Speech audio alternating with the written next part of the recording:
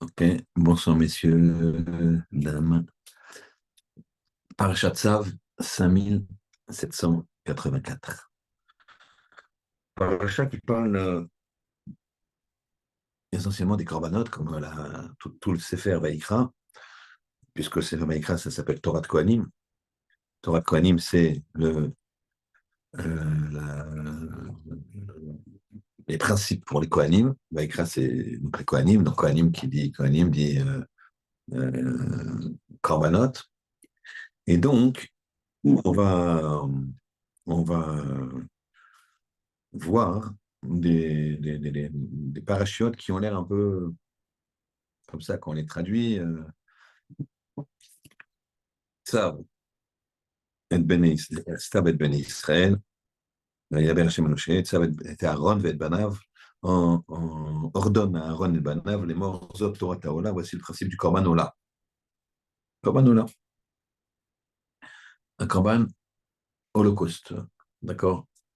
C'est d'où vient le Korban qui est entièrement brûlé, d'où vient le terme que on utilise pour la Shoah de Holocauste, l'Holocauste, puisque c'était brûlé. Et d'ailleurs, le terme Shoah, c'est un terme aussi qui est dans la Torah, dans Tehillim, que c'est un terme qui veut dire désolation. D'accord? C'est un terme qui n'a son étymologie que dans le Lashon HaKodesh, que dans la Torah, et le monde a retenu Holocauste et Shoah.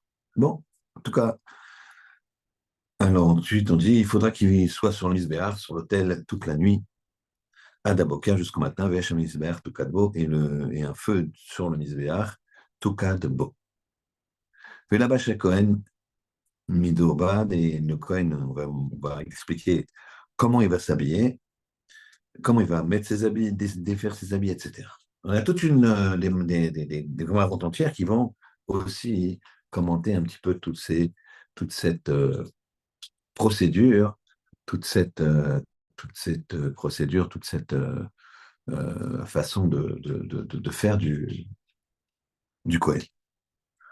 Donc, on va essayer de regarder un petit peu en profondeur quelques principes. Il y a un passage qui dit la chose suivante.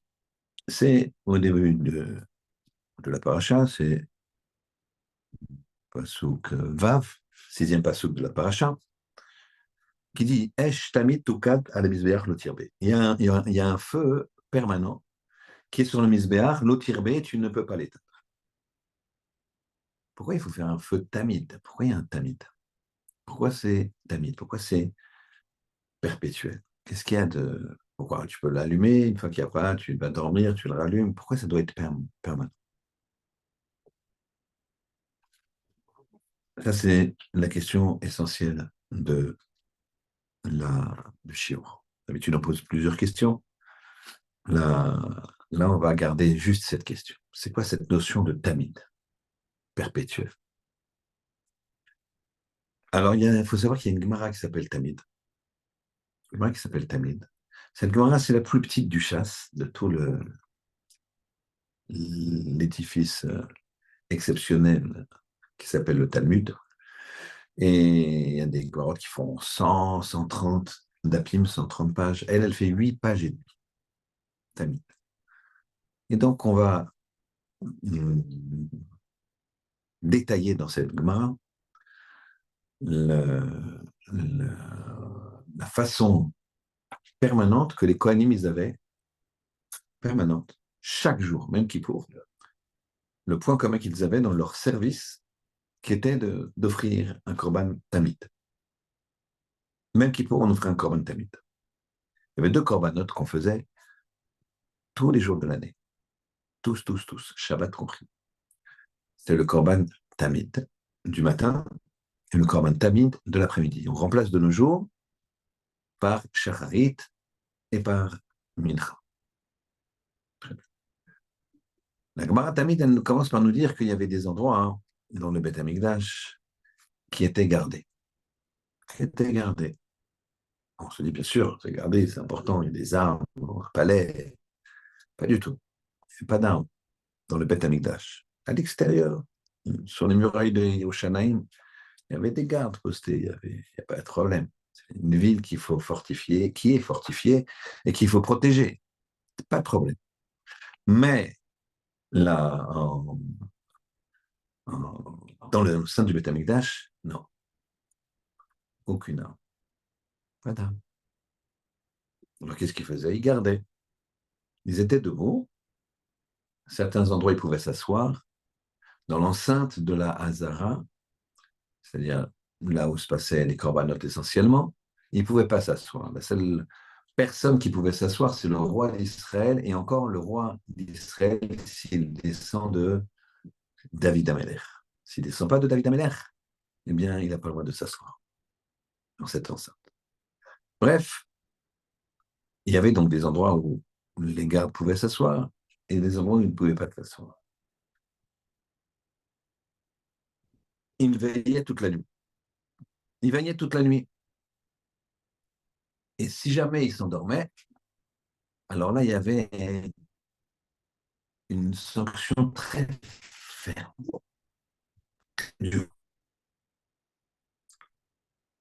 On les frappait, coup de bâton, et on avait la possibilité de brûler leurs vêtements de fonction qui étaient des vêtements Kodesh, des vêtements de fonction.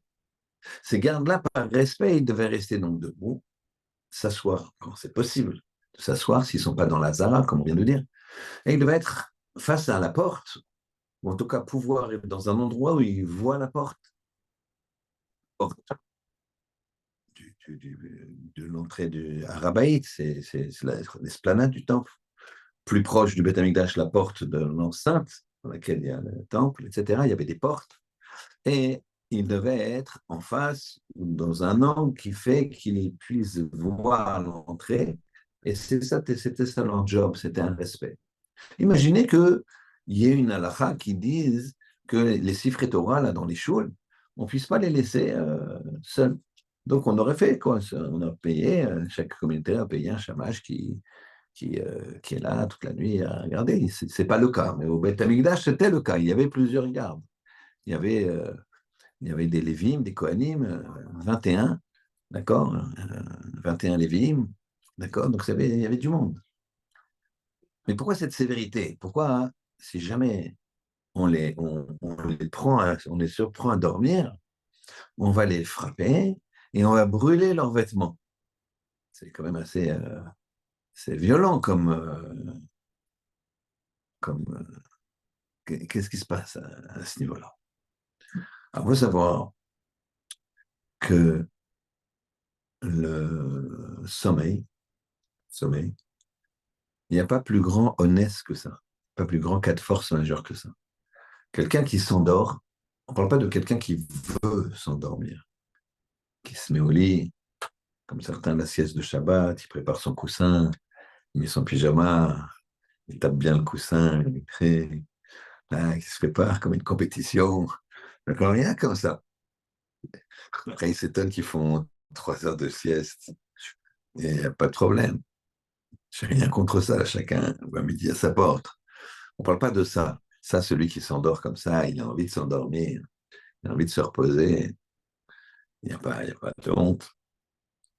Je parle de celui qui ne veut pas s'endormir et qui s'endort. D'accord? Parce qu'il est épuisé. L'Oaleno Chazou Shalom, ce qui se passe quand les gens s'endorment au volant, ils ne veulent pas s'endormir. Et pourtant, tac, Dieu préserve, il y a des accidents comme ça.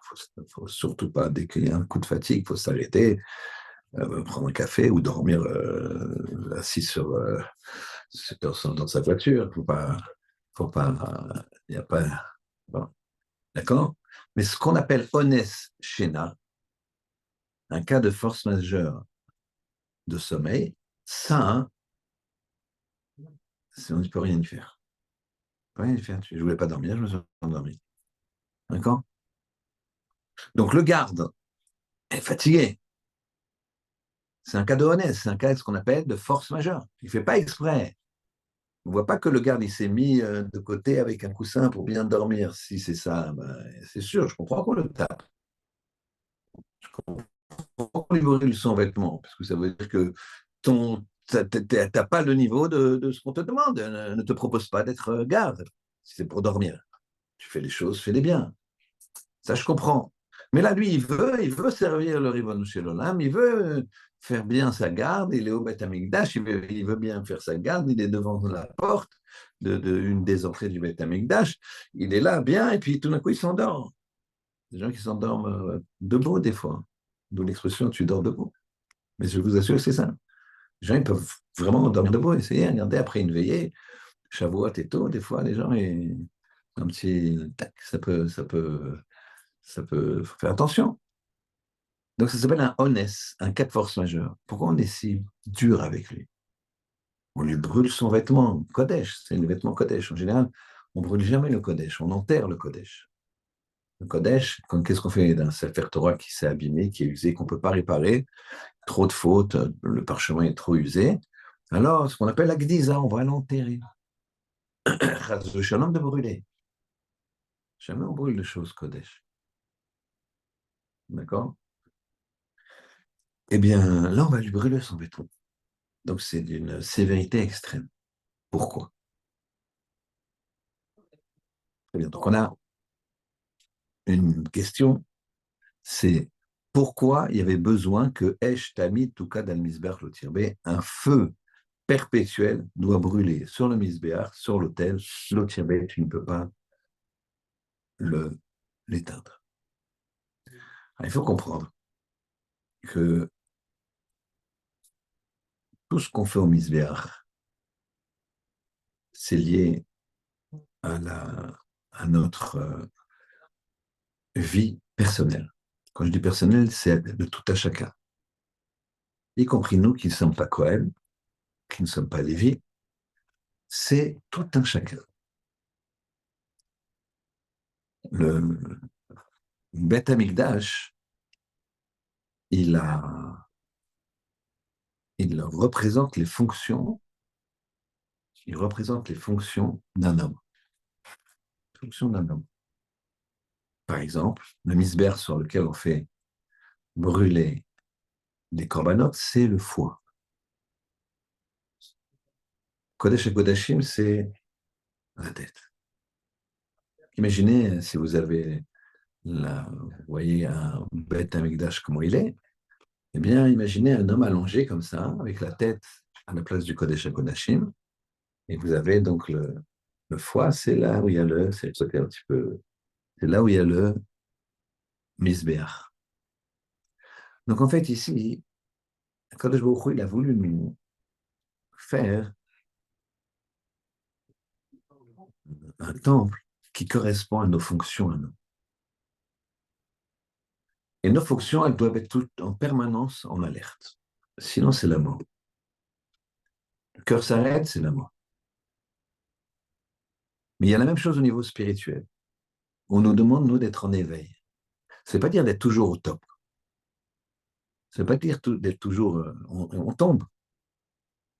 Mais on tombe avec cette conscience de tomber et cette conscience que je veux me rattraper. Je vais remonter. J'ai glissé, je vais remonter.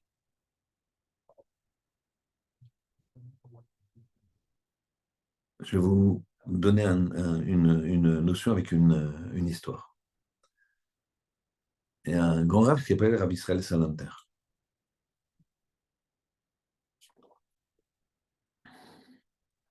Rabbi Israël Salanter, à la fin de sa vie, il était très malade. C'est un grand maître du Moussard. Rabbi Israël Salanter. Très grand maître du Moussard qui a expliqué, qui a décortiqué la façon dont l'homme fonctionne et la perfection de la création du monde et principalement comment fonctionnent les midotes, les traits de caractère et ce que veut Hachem de nous. Et je vous explique par exemple. Il expliquait la chose suivante. Une fois, c'est une parenthèse, c'est pour montrer la grandeur de Rav Israël Salanter. Une fois, il a rendu un très très grand service, un très grand acte de chesed à une personne. Très grand acte. Il l'a sauvé de la pire des situations. Cette personne a dit au Rav, qu'est-ce que je peux faire pour vous? Je vous suis très, très, très, très, très reconnaissant. Je vous dois tout, ma vie, tout. Le Rav, il dit, j'ai besoin de rien. Il dit, qu'est-ce que je bouge pas? Qu'est-ce que je peux faire pour vous? Il insiste, insiste. Le Rav, il dit, je veux rien, je veux rien. J'ai fait ça pour toi, pas Chesed, c'est mitzvah, c'est tout. Je fais ça pour Hachem. Et je veux absolument. Alors, Rav Israël Sénateur, il s'est baissé, il a pris des petits cailloux. Il les a donnés à ce monsieur. Il lui dit, voilà, si tu veux me faire plaisir, ces cailloux-là, hein, chaque fois que tu viens me voir, tu les mets dans ta poche. Avant de venir, tu les caches chez toi. Dès que tu viens me voir, tu les mets dans ta poche. Je dis, Raph, si vous voulez, mais je vois pas en quoi ça. Crois-moi, tu me rends service. Bon, mais expliquez-moi, il y a quelque chose derrière. Il dit, je vais te dire. Je t'ai fait effectivement un acte de chesed que tu estimes en tout cas énorme. Et ça, hein, tu vas pas le supporter longtemps. Et un jour, tu auras envie de m'envoyer des cailloux. Alors au moins que ce soit des petits cailloux, pas des gros cailloux qui me feront mal.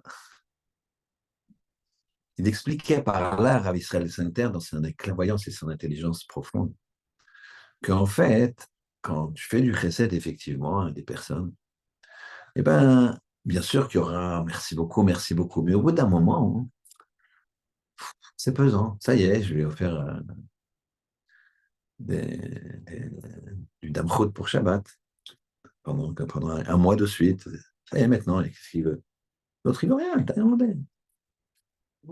Mais toi, tu sens la pesanteur, tu lui dois tout. Il t'a prêté d'argent pour ouvrir ton magasin. Chef, tu ouvres ton magasin, tu penses à lui. Saoul, quoi, ça y est. C'est quand même moi qui ai eu l'idée de mettre la pancarte euh, Bouzaglo et fils. C'est pas lui. C'est, eh ben, ça va peser. Ça va peser. Et donc, pourquoi c'est parfait? Parce qu'Akadosh Baruch Hu, il te montre que quand tu fais du reset, t'attends pas à avoir des caresses et des récompenses. Fais le reset parce qu'il faut faire le reset. Dis pas, moi, je n'arrête pas de l'aider, il m'envoie des baffes. C'est bien. Donc maintenant, quand tu l'aides, tu veux l'aider, quoi. Bah oui, le pauvre. Je fais attention qu'il m'envoie pas, j'évite les baffes, mais ce qu'il a expliqué à Israël, c'est un maître inouï. Et quand il était malheureusement très malade à la fin de sa vie, à un moment, il y a les Talmidim, ils étaient toujours près de lui, et il y a une infirmière qui est venue. Et lui, il était très, très, très faible. Voilà que l'infirmière, elle ferme la porte. Il y a un malade, fait des soins. Et lui, donc, il restait seul avec l'infirmière. Il ne tenait pas debout. Et bien, elle a trouvé la force de se lever et d'ouvrir la porte. Il dit à l'infirmière, je ne peux pas rester. Ça s'appelle l'Ihoud. Un homme, il n'a pas le droit de rester dans une pièce fermée avec une femme autre que la sienne ou sa mère, sa sœur, mais une femme et un homme seul dans une pièce fermée, ça s'appelle l'Ihoud. On n'a pas le droit. D'accord. Après, il y a des règles, il faut laisser la porte ouverte si jamais, etc., etc. Même le médecin, c'est compliqué. D'accord. Bon, ça, on ne peut pas faire une Hot Yehoud ici, mais il faut faire attention. Et donc ici, c'est ça le Esh Tamid. C'est ça le feu perpétuel. Akadosh Baruch Hu, il veut un feu perpétuel sur le Misbéach, l'autre Tirébé qui ne doit pas s'éteindre. C'est ça, tu dois pas, ça doit être permanent. Shiviti Hashem lenigdi tamid, tamid. Je place Hashem devant moi toujours, toujours. Regarde ce qu'il veut Hashem de toi à tout moment. C'est difficile, très très difficile. Mais si tu le places devant toi toujours, tu fais brûler ce feu toujours, Alors là, tu t'endors plus. Tu t'endors plus. Si tu as cette flamme-là, une flamme, d'accord? Quelqu'un imagine, c'est 20h30, c'est la finale de ce que tu veux, ce que les matchs de foot, de rugby, imagine quelqu'un qui est vraiment là avec le foot, la truc, finale de Coupe du Monde. Il y a des nouvelles règles. Le match il continue jusqu'à ce qu'il gagne, quoi. Un truc comme ça. Et donc ça dure toute la nuit. Ou les penalties, ils durent toute la nuit. Il tire, tac. Le gars qui est passionné, qui est pour son équipe, qui est pour la France et tout, et même si c'est 4 heures du matin, il ne veut pas s'endormir. Pas s'endormir. Chaque but est comme ça. Celui qui est sur un programme, et si ça marche, il va pouvoir gagner des millions. Celui qui est chacun sa passion. C'est-à-dire, regardez l'heure, ça arrive à tout le monde. Tout le monde. Ça arrive un jour dans sa vie où on a un travail à rendre, quelque chose, et puis toute la nuit, on est là, on ne se rend pas compte. Et c'est pas possible, il passe le quart du matin. Je suis là, assis depuis 10 heures, je suis en train de programmer, truquer, de facturer, les factures, tac, tac. Il faut que ça parte demain, vite. Donc à chaque fois, tu calcules et tu recalcules. D'accord? Chacun son, chacun sa passion, quoi. L'argent, c'est un peu tout le monde, hein. Le foot, c'est pas tout le monde, et l'argent, c'est tout le monde. En tout cas, tu dors pas. T'es en train de ramasser. T'es un champ là-bas, tu as des billets de 500, ramasse-les. Et par contre, ça ferme à 6 heures du matin. Il est 10 heures, tu ne vas pas te dire, allez, je fais une petite pause. Tu ne vas pas dire ça. Tu vas prendre ton sac, un grand sac, et tu vas remplir. C'est ce qu'il veut de nous, Hachem, vis-à-vis de lui. Et je t'invite, tout cas, à l'Isberg le Tirbe. Un feu permanent qui brûle à la Misbéach. C'est quoi un hôtel? D'accord? Je ne parle pas des hôtels où les gens, malheureusement, ils vont à Pessah au lieu de rester chez eux. D'accord? Bon, c'est pas un grand drame, hein, des fois, ne regardez pas comme ça. Mais bon, je pense que pour les enfants, bon, des fois, la femme, elle est fatiguée, mais ça doit être une fois tous les 10 ans, quoi. Mais bon, je ne parle pas de l'hôtel comme ça. Je parle de l'hôtel, vous avez compris, A-U-T-E-L, le Misbéach. C'est quoi un Misbéach? Misbéach, ça veut dire un hôtel. Ce qu'on fait sur un hôtel, on fait des sacrifices. On fait des sacrifices. Donc en fait, on nous demande de nous sacrifier. Parfois, les gens ils se disent, mais tu te sacrifies, quoi. Toute ta vie, c'est ce qu'il veut, le chien.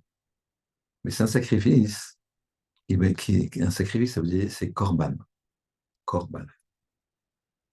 Korban, c'est sacrifice. C'est la racine de karov. On a vu ça la semaine dernière.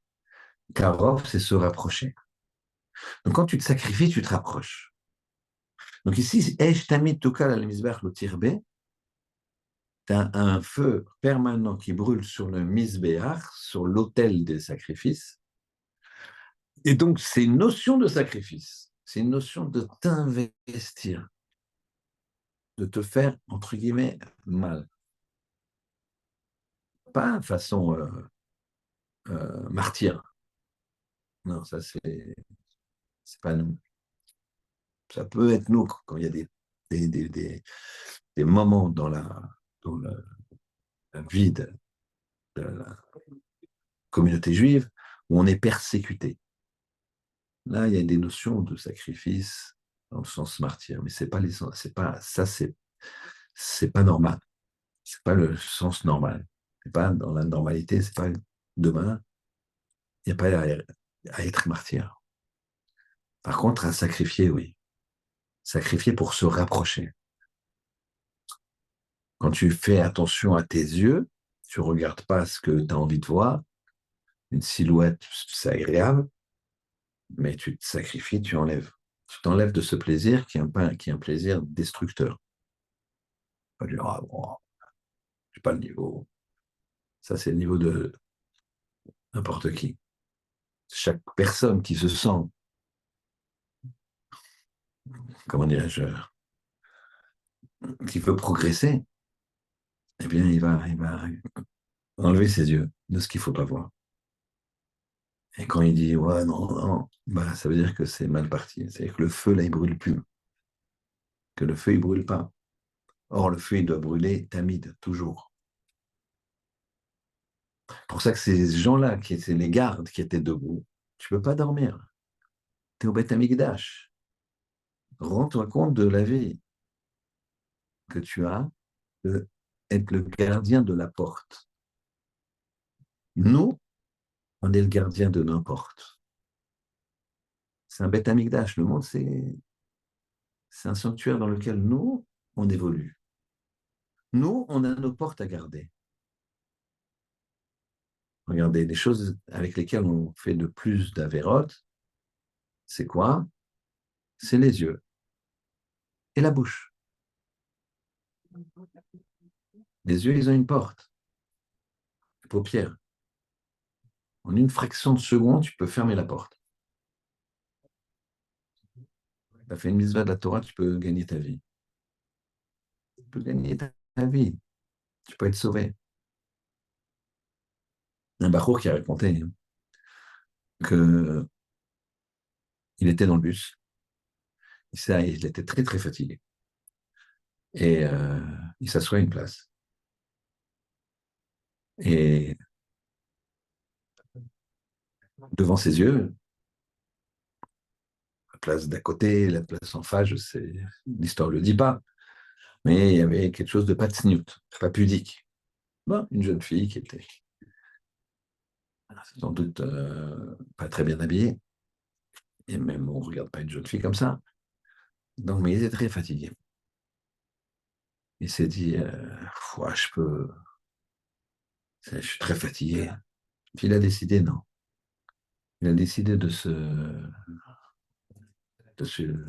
lever. Il avait commencé à mettre la tête sur la vitre et il s'est dit, je vais dormir. Et puis il ne dormait pas, les yeux s'ouvrent, etc. Il a dit non. Il s'est levé. Il a été au fond du bus. Quelques minutes plus tard, le bus a été mitraillé par un marché-mame terroriste. Donc ils ont évacué le bus, etc. Et après, quand il a regardé l'état du bus, il a vu qu'à la place de là où il avait la tête, il y avait une balle. Il y avait un trou. Tu fermes les yeux, tu peux te sauver ta vie. Là, lui, il a sauvé sa vie physiquement, mais tu peux sauver ta vie spirituellement. Ça, c'est les portes. C'est pour ça que la personne, regardez là, comment on peut interpréter, c'est pas de moi, comment on peut interpréter ce qui est dans la Gemara, ce qui est dans la Torah. Ce garde-là de la porte, qui ne fait pas son job, qui s'endort, c'est-à-dire qu'il se laisse aller. C'est-à-dire qu'il se laisse aller, il n'a pas gardé la porte. Donc la porte, elle est ouverte. Il a les yeux ouverts, il s'est endormi dans le machal, dans l'allusion qu'on fait. Mais en fait, il ne s'est pas endormi. Il s'est endormi dans sa garde. Donc, il a laissé ses yeux grands ouverts. Mais qu'est-ce qu'on fait? On le frappe. Et on lui brûle son vêtement de sainteté. C'est très rare de brûler son vêtement de sainteté. Pourquoi? Parce que chacun, il a une enveloppe métaphysique. Chaque fois que tu fais des mitzvot, tu t'entoures d'un. Je vous promets que si jamais on avait entendu parler de Baba Saleh, Zatzal, ou de Rav Chaim Kanievski, ou de Rav Kadouri, tous ces grands maîtres, on n'entend jamais, jamais. On ne sait pas qui c'est. Il rentre ici, qu'est-ce qui se passe là? C'est un grand monsieur. Tu te lèves direct tu te lèves, même s'il est jeune, même quand il était jeune, quand il a une barbe blanche, on se lève de toute façon devant une barbe blanche. Mais il aurait dégagé quelque chose. Pourquoi? Parce que c'est son vêtement. Demain matin, on va faire Baruch Hashem, Malbish Arumim. Il habille les nus, les gens nus, les dénudés. Ça, on fait parce qu'on se lève le matin. Et donc, on est nu. Mais on n'est pas nu, on n'a pas le droit de dormir tout nu. Donc ça veut dire quoi, Malbish Harumim? Malbish Harumim, c'est-à-dire que Kadosh Baruch Hu, il te met un manteau propre. Et ce manteau-là, il va prendre des énergies. Et ces énergies, c'est ce que tu vas faire avec tes yeux ou avec ta bouche. Parce que la bouche aussi, il y a des portes. Les portes, c'est les dents, les lèvres. Plusieurs portes. Des portes pour parler, des portes pour manger. C'est plusieurs portes. Je te dis attention. Ce qui est cher, ce qui a de la valeur, c'est ce qui est protégé. Mais d'accord? Banque de France, vas-y. D'accord? Les secrets de, je sais pas, du Pentagone, Mossad, tout ça, c'est protégé, truc, machin, blindé, un blindage, un autre blindage, des codes, des trucs. Tout ce qui est précieux, ben, c'est protégé, c'est secret, c'est caché. Donc les yeux doivent être protégés. Ça a une grande valeur. La bouche, ce qui rentre ou ce qui sort de la bouche, ça doit être protégé. C'est pour ça qu'on dit aux dames, votre corps, il est précieux, donc il doit être protégé, il ne doit pas être au vu de tout le monde. Si tu l'étales, ça veut dire qu'il n'a pas de valeur. On n'a jamais vu quelque chose qui a de la valeur. Je parle d'une vraie valeur. Je ne parle pas d'une Tesla rouge à point noir et que, pour te faire remarquer. Je ne parle pas de ça. Ça, c'est des choses qui n'ont pas de valeur. Mais ceux qui pensent que ça a de la valeur, bon, ça, c'est déjà les enfants. Ils sont restés encore enfants. C'est pas grave. Je parle des choses qui ont vraiment de la valeur. C'est en secret. C'est protégé. Il y a des portes. Alors, cette personne qui s'est endormie devant la porte du Beth Amikdash, eh bien, ça veut dire que il a laissé cette porte ouverte. Ici qu'on parle de dormir, en ce qui nous concerne, nous, par rapport à la projection que je fais de la vie d'un homme normal, eh bien, c'est qu'il a laissé la porte ouverte. Il a laissé ses yeux ouverts, puisqu'il s'est endormi. Il a endormi son Esh Tukad, son feu qui brûle pour Hachem. Donc, de ce passouk-là, on voit que quoi? Esh Tamid Tukad al Mizbeach, l'eau tirvée ne l'éteint pas. Quand tu parles d'un Esh Tamid, un feu permanent, est-ce que j'ai besoin de te dire, l'éteins pas, hein? Je te dis, tu sais que je vais te demander je te prête ma maison, maintenant tu vois la cheminée là-bas, feu permanent. C'est bon, t'es clair? Permanent, le feu. Le feu doit être permanent. L'éteins pas, hein? Je me dirais, ouais, je parle français. Un feu permanent, c'est un feu permanent. L'éteins pas. C'est pas marqué, ne le laisse pas s'éteindre. Mais on pourrait dire feu permanent. Fais attention, hein, qu'il ne s'éteigne pas tout seul. Hein. Là, il m'a dit, l'autre tiré, ne l'éteins pas. Mais je me dis, il faut mettre en place un feu permanent. Ne l'éteins pas. Un QI tellement grand, mais ça c'est bon. Ben, Rabotai, ça veut dire que on peut l'éteindre. On peut l'éteindre. Ce vêtement dont on parle et qui est brûlé si on s'endort, c'est-à-dire si on laisse les portes ouvertes, eh ben, ce vêtement-là, hein, il va se couvrir, il va se remplir d'une énergie. Énergie positive quand tu fais les mitzvot et énergie négative quand tu fais autre chose. Quand tu fais autre chose que des mitzvot, ça tire des avérotes. Et je répète, les avérotes, elles viennent des yeux et de la bouche, essentiellement. La shonara, des choses bêtes, de gâcher sa parole. Et que le Harizal, il dit que quand un enfant est né, on tape sur sa bouche il oublie sa Torah. Il y a une Bat-Kol qui sort, il dit, cet enfant deviendra adulte, si tu veux, il aura tant et tant et tant et tant et tant de milliards, de millions, de milliers, si Dieu préserve, et de souffles. Ces souffles sont déterminés à sa naissance. Ça s'appelle le mazal. D'accord? Vu que Yesh Mazal. Tout est déterminé, on peut changer difficilement, mais ça, c'est un autre sujet. Pour certains, on a déjà fait dans les Gmarot et tout, c'est très intéressant. Un jour, on fera. En tout cas, ah. Donc ça veut dire que la personne, quand elle est en train de parler, quand tu parles là, il y a des souffles, oui. D'ailleurs, Neshima, un souffle, c'est comme Neshama. C'est la même chose. Un Neshama, l'âme qui est en toi, qui est au fond de tes yeux, quelque part par là, d'après certains. D'autres, c'est dans le cœur, mais plus derrière les yeux. Plus avec le conduit des yeux qui va au cerveau. Elle est par là, la Neshama. Ce qui fait que quand tu regardes, c'est... on n'a pas attendu iPhone 15.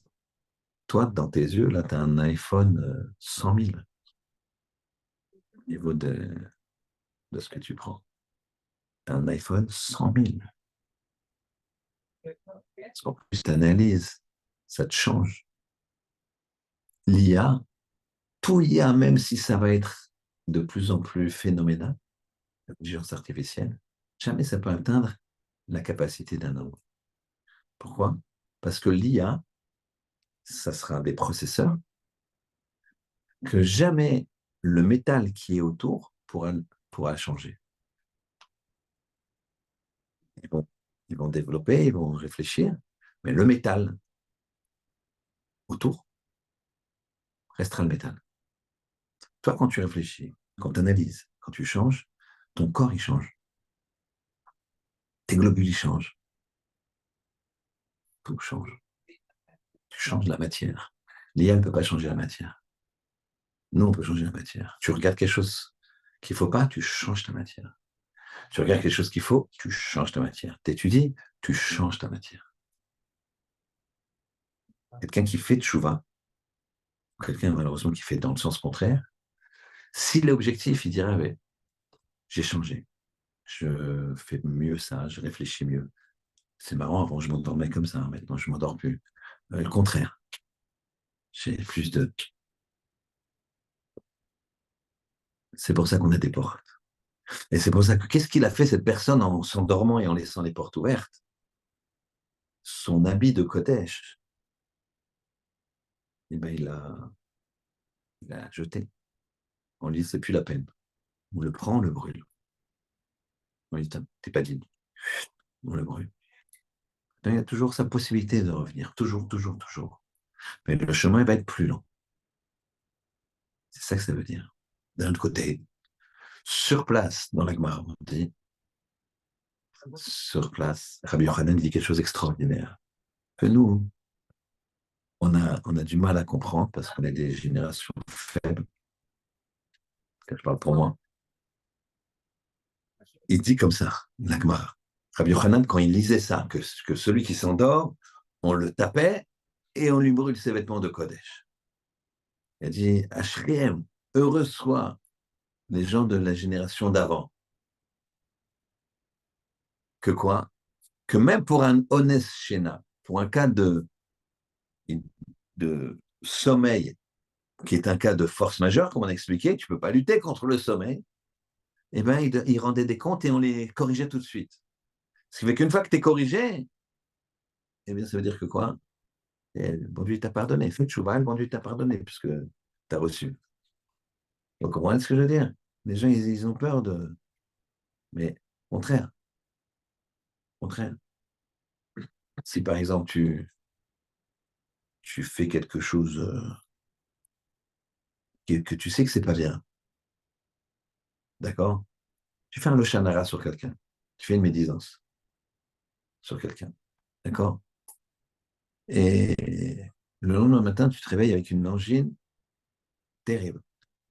Il fait pas froid, il fait pas chaud, tu étais en pleine forme, tu as parlé mal sur quelqu'un, Le lendemain matin, tu as une angine.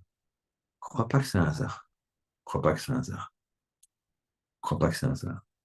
Tu as utilisé pas à bon escient, eh bien, mais en même temps, Hachem, il t'aime bien. Tout de suite, hop, il te dit, oh, fais pas ça, fais pas ça. Pourquoi? Parce que le Esh Toukad, le feu, il brûle encore. Il n'est pas éteint. Il n'est pas éteint. Hachem, il n'éteint jamais le feu. Même Manaché. Mais Naché, on dit que ça fait une des personnes qui n'a pas part au Léolam. Mais quand il était brûlé par le roi de Hachour, le roi de Hachour, il a mis, et les Marchema, mais les terroristes, ils n'ont rien inventé, les nazis non plus, il l'a mis dans une grande casserole comme ça, taille humaine, il a fait un grand feu, il a pris le roi Ménaché, et il l'a mis pieds nus, et il a mis des gradins comme ça, que les gens voient ce qui se passe, et quand c'était bien chaud, il l'a mis dedans. Et donc lui, il avait mal aux pieds. Donc vous voyez comment on fait, quelqu'un, ça a l'air ridicule, quoi. Aïe, aïe, aïe, aïe.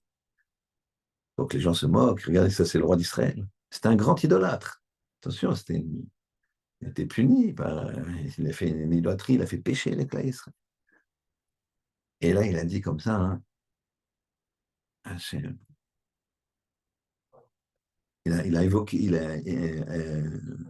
invoqué d'abord ses idoles. C'est un idolâtre. Évidemment, les idoles, elles n'ont pas répondu. Puis après, il arrive, il se dit, bon, il souffrait, il avait mal, il montait sur les parois comme ça, il prie Hachem. Il dit, Hachem, si tu es là, je ferai tchouva, mais sors-moi de là. Kadosh Baruch Hu a dit, le Midrash raconte que il a été propulsé de cette marmite-là, il a été sauvé. Il faut savoir que les anges, bien qu'ils n'ont pas de libre arbitre, ils ont bloqué cette filote. Ils ont fait un ciel de fer. Hachem a dit, qu'est-ce que vous faites? Il dit, ouais, quoi, ce rachat-là qui t'a tellement, entre guillemets, désobéi, qui a fait tellement d'idolâtrie, qui a fait pécher le clan Israël, tu veux écouter cette fille-là. Nous, on ne laisse pas passer. Le Midrash raconte qu'Hachem, de son siège, de son trône, il a ouvert une petite fenêtre. Tac. D'accord? Les anges ne peuvent rien faire, ce ne sont qu'en des volontés d'Hachem, mais le Midrash raconte comme ça. Et la tefila, elle est passée sous le siège, et il a été exaucé. Dès qu'il a fait tchouva après 22 ans, mais il avait tellement fait qu'il n'a pas parlé au Lamaba. Bon, ça, c'est encore un autre sujet. Mais ça veut dire que toujours, Hachem, il écoute. Esh tukal al misber. L'eau tirbée ne l'éteint pas. Ne l'éteint pas. On a ce, ce, ce, ce pasouk que j'ai cité plusieurs fois. Le Shla Kadosh, un grand maître. Son maître, c'était Rabbi Moshe Cordovero. Il a dit que quand tu as une mauvaise pensée, ça arrive à tout le monde. Mauvaise pensée, tu es un peu désœuvré, tu as une insomnie, ou tu regardes une série, il fallait pas perdre son temps. Bref, une mauvaise pensée. Alors il dit, il faut dire plusieurs fois ce passouk. Esh tamid tukad al mizbeach lo tirbe. Il dit, c'est une ségoula.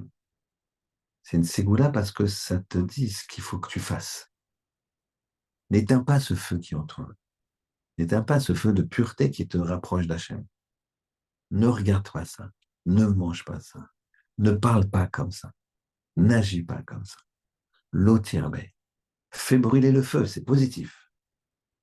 Tamid, permanent. L'eau tirbe. Maintenant, pourquoi c'est permanent, mais n'éteins pas? Parce que t'as envie de, c'est compliqué.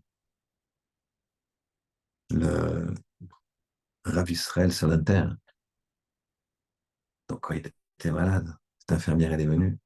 Il n'avait pas la force de se mettre assis dans son lit.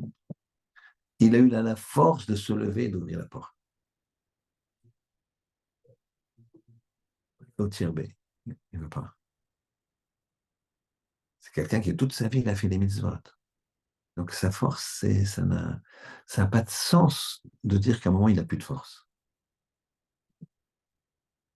Moi, j'avais un rave, c'est toujours mon rave, même s'il est là-haut, parce que ses enseignements sont tellement fantastiques. Il s'appelait Ravi Sachamir. Ravi Sachamir.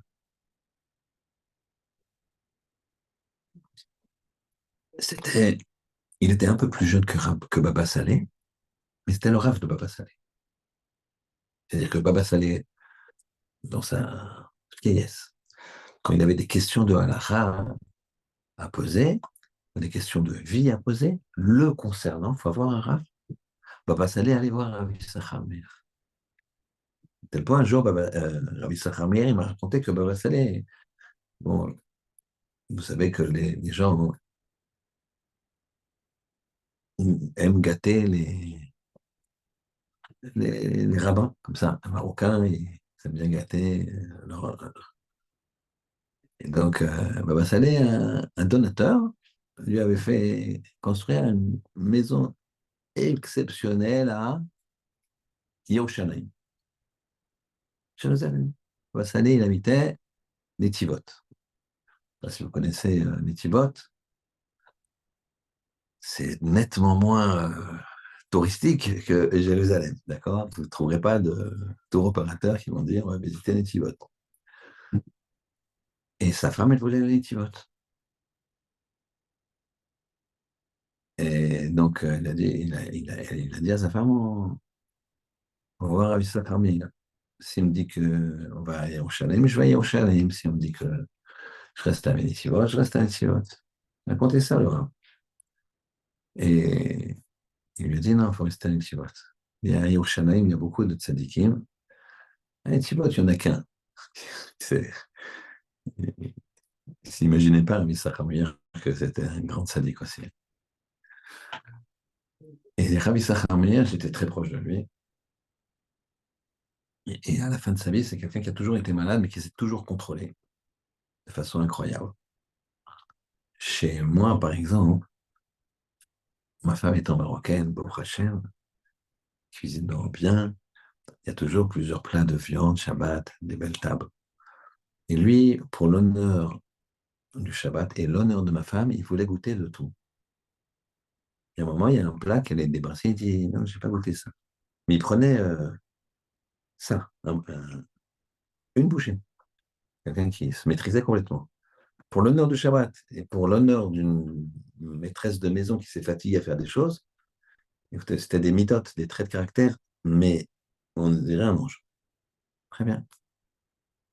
La semaine, il faisait attention. Rien de. C'est pas notre niveau, je vous le dis tout de suite, mais je vous explique quand même. Rien de. Rien. Le chocolat, ça n'existe pas, les trucs sucrés. Le matin, il prenait du pain, sans rien, et du lait avec une espèce de bouillie, genre flocon d'avoine froid, insipide, un truc. Rav Chaim aussi, une fois, je vais pas dire que j'ai pris le petit-déj avec lui, mais j'ai pris avec lui. Et après, j'ai regardé, bon, je connaissais bien, ça, très longtemps que j'étais là-bas. Et son petit-déj, vraiment, c'était pas celui du Canton. D'accord? Petit-déj à l'israélienne, donc c'est eux, ils connaissent le petit-déj à l'israélienne. Donc, Ravi Sahar Meir, quand il était à la fin de sa vie, il était aveugle parce il avait le diabète, ça avait attaqué les yeux depuis longtemps.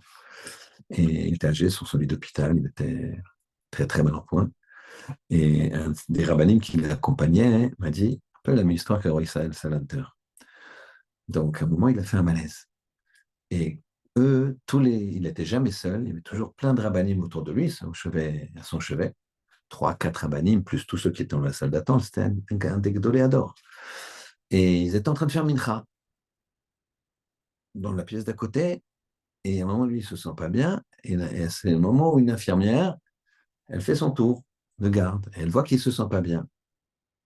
Elle voit qu'il était allongé, hein, et elle voit qu'il se sent pas bien, qu'il commence à avoir un malaise. Et lui, il était aveugle.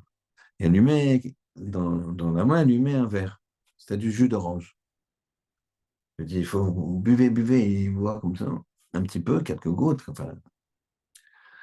Et, et eux, ils finissent Mitra, ils arrivent, ils s'occupent du Rav. Et un des rabbinim m'a raconté qu'il s'est mis à pleurer. Mis à pleurer. Il a dit, toute ma vie, j'ai fait attention à ne pas profiter des, du goût des choses de ce monde, à part Shabbat et Yom Tov. Et je dois finir ma vie en prenant un jus d'orange, c'est tellement bon. Jus d'orange, quoi. D'accord? Et au niveau de certaines personnes. Ben ça, c'est Esh Tamid. C'est un feu permanent. Esh Tamid. C'est un contrôle total de soi-même. C'est ça qu'on nous demande. Alors, bien sûr, on n'est pas à ce niveau-là, on n'est pas des Gdolim. Savoir que pour avoir ce niveau-là, c'est pas quelque chose que tu as comme ça. Pour avoir ce niveau-là, il faut étudier la Torah nuit et jour. Lui, il savait toute la Torah comme ça de son bout des doigts. Toute la Torah comme ça, au bout des doigts.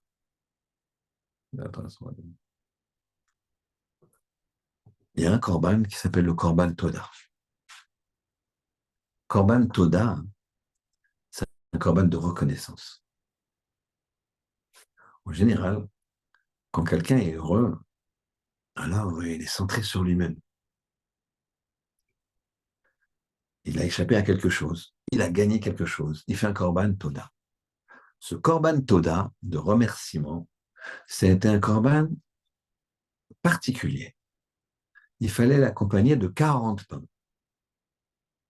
C'est un korban de viande, hein, shlamim,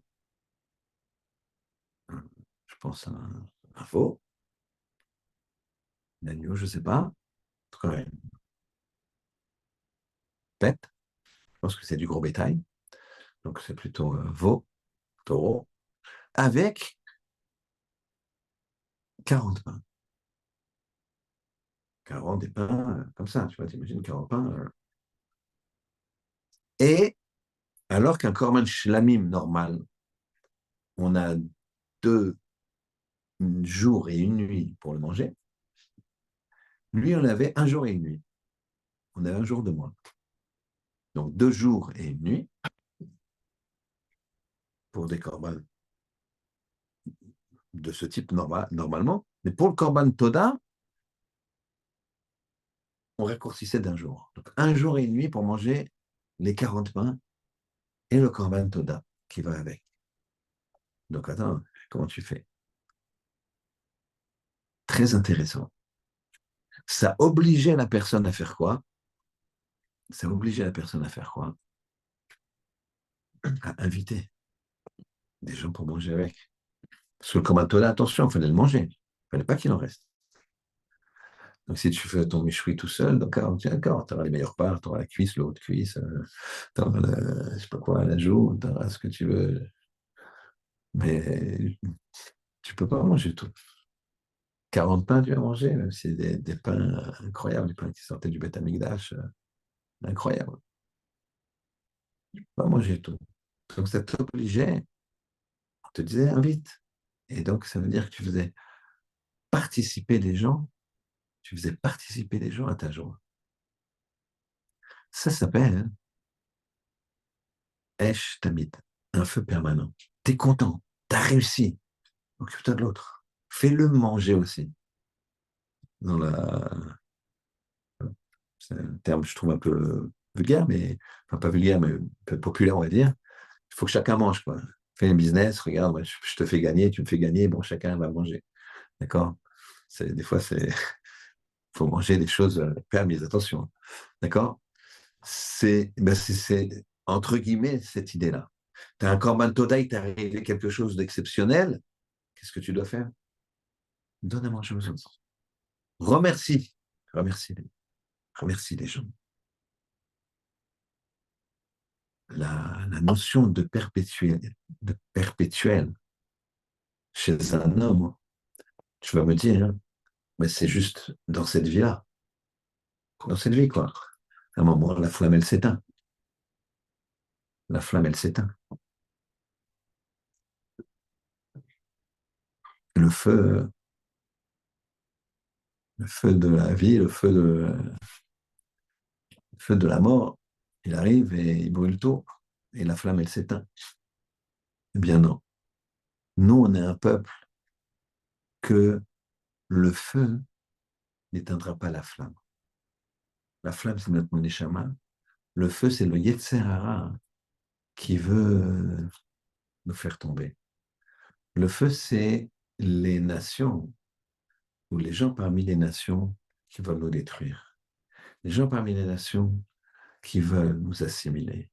Les gens parmi les nations qui ne veulent pas de nous. Comme on voit de nos jours, dans le monde entier. Pour ceux qui se disaient, ça y est, il y a eu la Shoah, c'est fini, ça c'était un... Ben non, ça c'est le feu. Mais Esh, le feu de la Torah.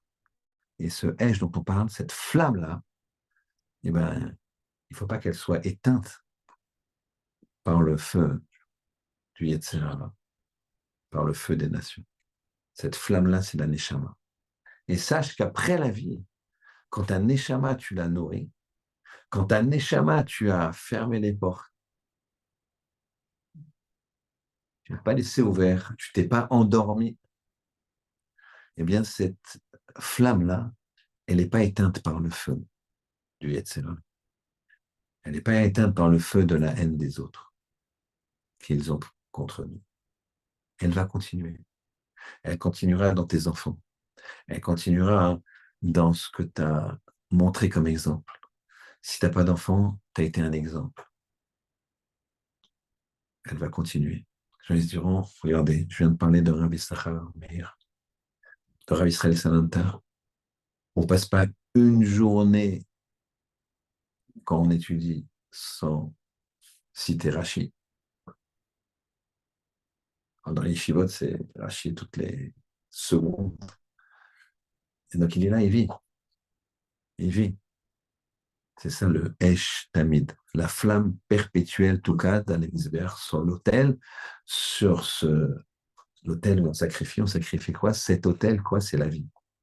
Cette vie-là, tu sacrifies du temps, tu sacrifies de l'argent, tu sacrifies entre guillemets, les meilleurs moments de ta vie où tu peux dire, ouais, je peux m'amuser. Non, tu dis non. Non, le matin, je mets mes filines. Le matin, je mange cachère. Je ne peux pas aller n'importe où. Je ne peux pas faire n'importe où. Je ne peux pas voir n'importe quoi. Je ne peux pas toucher n'importe quoi. Je ne peux pas manger n'importe quoi. Je ne peux pas dire n'importe quoi. Ça, c'est un hôtel du sacrifice. Ça, c'est pas un hôtel qui brûle. C'est le feu n'éteindra pas la flamme. Ta flamme là, elle va tout le temps brûler. C'est à toi de décider. Est-ce que tu t'endors, tu laisses les portes ouvertes à tout ce qu'on peut imaginer de sale, ou des fois, tu n'as pas l'impression que c'est sale, mais ça t'endort et ça te. Puis après, tu te dis, mais pourquoi mon fils, il se marie avec Christine Lambert? Moi, j'ai toujours eu. Quand même. Alors, ouais, mais toi aussi, tu as canté, oui, non, mais non, on peut être ensemble, partir en vacances ensemble, etc. Bon, ben, bon, on est tous pareils, alors ouais, on est tous pareils. Non? Il n'y a pas de haine à avoir. Chas shalom. Toujours dire, Chama bat kol ma'asav. Pitié de chacune de ces créatures. Mais chacun dans sa case.